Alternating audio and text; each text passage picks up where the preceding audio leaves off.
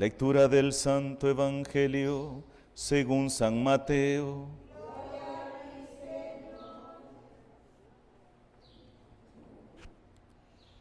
En el capítulo 8. En aquel tiempo, al ver Jesús que la multitud lo rodeaba, les ordenó a sus discípulos que cruzaran el lago hacia la orilla de enfrente. En ese momento se le acercó un escriba y le dijo: Maestro, te seguiré a donde quiera que vayas. Jesús le respondió: Las zorras tienen madrigueras y las aves del cielo nidos, pero el Hijo del Hombre no tiene en dónde reclinar la cabeza. Otro discípulo le dijo: Señor, permíteme ir primero a enterrar a mi padre. Pero Jesús le respondió: Tú sígueme y deja que los muertos entierren a sus muertos. Palabra del Señor. Por las palabras del Santo Evangelio sean perdonados nuestros pecados. San Lucas, en el capítulo 9, versículo 51, nos presenta el mismo pasaje del Evangelio de San Mateo en el capítulo 8. Hoy no lo hemos leído todo, sino una partecita nada más de ese Evangelio, ya que en día de semana estamos haciendo una lectura continuada. San Mateo presenta ya más detalladamente el pasaje. Nos cuenta que el primero que se acerca a Jesús a decirle que lo va a seguir es un escriba. Luego el que le dice a Jesús: mira, voy a ir a enterrar a mi padre para luego seguirte, nos dice San Mateo que era un discípulo del Señor. No era alguien a quien el Señor estaba, no, era alguien que ya estaba ahí con el Señor. Es interesante porque los escribas eran era una secta, ¿verdad? Era un grupo de personas, pero también era un grupo que ejercía poder, y eran como estaban los saduceos, los fariseos, los escribas, los doctores, eran como poderes, vamos a decir así, que trataban de superarse o ponerse uno sobre el otro. De hecho, el mismo San Pablo nos presenta cuando lo están ajusticiando que unos grupos no se llevaban con otro y que unos creían en la resurrección y otros no. Eso lo leíamos hace algunos días de estos. Y que cuando San Pablo, Saulo, dijo que él creía en la resurrección de los muertos, no, hombre, se empezaron a dar duro entre ellos solos ahí, porque eran rivales. Pero este hombre se acerca a Jesús y le dice: Maestro, te seguiré a donde vayas. Jesús, conociendo de dónde viene esta persona, le pregunta, o lo quiere hacer que se pregunte cuál es el motivo por el cual quiere seguirlo a él. Y le dice: mira, las zorras tienen madrigueras y las aves nidos, pero yo no tengo nada. ¿Por qué me quieres seguir a mí? ¿Quieres poder en este mundo? ¿Andas buscando poder terrenal? No lo vas a tener conmigo. Porque el poder que Jesús le da a sus discípulos es un poder para servir, no para que le sirvan. En la última cena, Jesús les va a dar el mandamiento nuevo, el mandamiento del amor. Cuando Jesús les lava los pies, les dice: ¿comprenden lo que acabo de hacer? Ustedes me llaman maestro y señor. Maestro era aquel que tenía discípulos a sus órdenes. Señor era el que está, acuérdense lo del Salmo: ¿cómo están los ojos de los esclavos fijos en las manos de sus señores? Señores son los que están allá arriba. Ustedes me llaman maestro y señor. Si yo que soy maestro, Jesús no dice no lo soy, si yo que soy maestro y señor les he lavado los pies a ustedes, háganlo también con los demás, háganlo también con sus hermanos. La vocación del cristiano es la vocación de servir a los demás, pero tristemente dentro de la iglesia muchas personas ambicionamos cargos, poder, Y es ahí donde nos sentimos bien. A mí me da tanta tristeza cuando de repente ha sucedido que en algunos grupos, en algunos movimientos, aquella persona ha estado años ejerciendo autoridad sobre aquel movimiento, sobre aquel grupo, e inmediatamente le quitan aquel cargo y a esa persona no se le vuelve a ver en la iglesia, ni en misa. Porque es cierto, lo que el Papa ha reprochado sobre el carrerismo en la iglesia, y lo ha dicho en la cuestión de los sacerdotes, ¿verdad? Que muchos de nosotros queremos ocupar solamente cargos importantes, lugares importantes. No queremos una parroquia pobre, una parroquia sencilla. No, ¿yo para qué voy a ir ahí? ¿Verdad? ¿Para qué voy a ir? Me estoy desperdiciando en esa parroquia, ¿verdad? Yo soy demasiado inteligente, yo soy muy capaz para poder estar desperdiciándome en ese lugar. Y aunque les suene feo eso, pero vemos muchos que no estamos en la iglesia para servirla, sino que lo que buscamos, ¿qué es? Lujos, comodidades, y lo peor del caso, que solamente estamos para llevar una vida cómoda, pero maltratando a la gente, destruyendo la fe, con nuestro antitestimonio, viviendo una vida escandalosa. Yo a veces me ha dado tanta tristeza cuando a veces me ha dicho alguien, mire padre, tal sacerdote estaba allá emborrachándose con unos amigos bien bolo. Y muchas veces ni siquiera nos importa que la gente nos está viendo. Ni siquiera nos importa el escándalo que vamos a dar a la gente. Que incluso sacerdotes llegan a celebrar la misa borrachos. Y la gente lo nota. Una vez me dijo un señor, ay padre, qué tristeza me dio cuando llegó tal padre a celebrar misa, ni se detenía de borracho. Yo le dije, padre, siéntese aquí, y fui a hacerle un café amargo para que se lo tomara, me dijo, para que no se fuera a caer celebrando la misa. La pregunta que tendríamos que hacernos nosotros, por eso cuando el Papa habla de la conversión, ¿verdad? Y a veces hablamos de la conversión, de la sinceridad, de buscar al Señor. A veces nosotros los sacerdotes predicamos solo a la gente y no nos damos cuenta que Dios nos puede estar hablando ahí también a nosotros. Nos está hablando a los sacerdotes, les está hablando a los obispos, les está hablando al Papa, les está hablando a los religiosos, ¿verdad? Pero uno de los problemas nuestros es que creemos que ya porque somos sacerdotes, ya porque tenemos una consagración, ya porque es obispo o porque incluso el mismo Papa nos muestra el camino, ¿verdad?, de la conversión, Él, que nosotros llamamos Santo Padre, ¿verdad?, así le decimos a Él, y ahí lo vemos cada mes en los actos litúrgicos confesándose, con gran humildad, un anciano arrodillándose ante otro sacerdote para pedir perdón por sus pecados. Cuando San Juan Pablo II murió, ¿qué fue lo que dijo él? Hagan muchas oraciones por mí. Hagan muchas oraciones por mí, oren por mí. Pero qué difícil es nosotros como sacerdotes muchas veces aceptar eso. Que el Señor nos ha llamado también a nosotros a la conversión y a seguirle a Él en el servicio. Esa es la vocación del sacerdote. La vocación del sacerdote es seguir a Cristo en el servicio. Y esas palabras no tienen que olvidársenos a nosotros nunca. Yo he sido llamado para servir. Yo he sido llamado para ayudar, para atender a las personas. Y es lo que nos cuesta entender. Por eso, por ejemplo, yo a veces no entiendo cuando de repente en unas parroquias, ¿verdad?, el sacerdote humillando a las personas, gritándoles, maltratándolas. Eso no es de Cristo. Esa no es la voluntad del Señor. El Señor nos ha llamado, pero no nos invita a ocupar lugares importantes.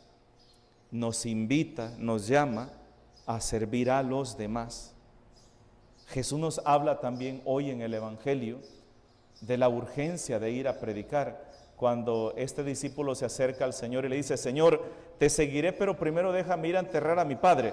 no hay que entender este texto como que si el papá se le ha muerto y está en el velorio y lo van a ir a enterrar. No, lo que le está diciendo es, déjame primero que mi papá muera mientras yo lo cuido, ya cuando no tenga compromiso, ya cuando mi papá haya muerto, cuando ya no tenga ningún otro compromiso, entonces te voy a seguir. Y Jesús le dice, no, deja que los muertos entierren a sus muertos, tú ven y sígueme.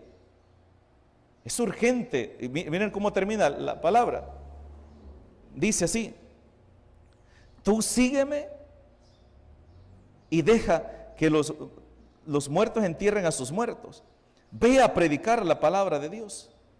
Ve a predicarla con urgencia, porque son tantos los que se condenan. Y esa es una de las cuestiones que muchos se han preguntado, Padre, ¿y será que alguien se condena? ¿Será que alguien se va para el infierno? El infierno existe. De hecho, Jesús habla de la historia del rico Epulón y Lázaro, ¿se acuerdan?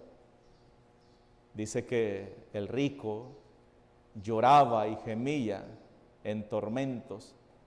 Y él mismo dice, estas llamas me atormentan, este fuego me atormenta. La Virgen Santísima, cuando se les apareció a los niños de Fátima, ¿se acuerdan? Ella les mostró el infierno. Y dice que el infierno era como un mar revuelto, dice, así se veían las almas, al grado que los niños hasta gritaron de miedo. Y Lucía dice, ese es el infierno. Y cuando Lucía señaló el infierno con el dedo, ¿qué le pasó al dedo? ¿Quién se acuerda de esa historia? ¿Quién ha leído esa historia? ¿Qué le pasó al dedo de Lucía? Se le quemó. Se le quemó. Dios permitió eso, ¿para qué? Para que nosotros creamos. Es más, el infierno es ocurrencia de la iglesia. No. Mateo 28:20, acuérdense, en el día del juicio final, a unos los pondrá a su derecha y a otros a la izquierda. A los que están a la derecha les dirá, venga, Dios de mi Padre, tomen posesión del reino que ha sido preparado para ustedes desde la creación del mundo. Y los que estén a su izquierda, ¿qué les va a decir? Apártense de mí, malditos, vayan al fuego eterno que ha sido preparado para el diablo y para sus ángeles. Hablamos que Dios es bueno, que Dios es misericordioso, haciendo referencia a la primera lectura que escuchábamos hoy, tomada del libro del profeta Amós, ¿verdad? Que habla de las injusticias, de la maldad del hombre. Muchas veces nosotros decimos, muchas personas piensan esto, que cuando decimos hay que dejarle las cosas a Dios, es un signo de conformismo. No. Aquí, Dios es bueno, ¿verdad? ¿Verdad que sí? Decimos que Dios es bueno y Dios es justo. ¿Qué pasa si Dios se hace el del ojo pacho ante la injusticia que comete el hombre y ante la injusticia que cometen contra mí? ¿Qué pasaría?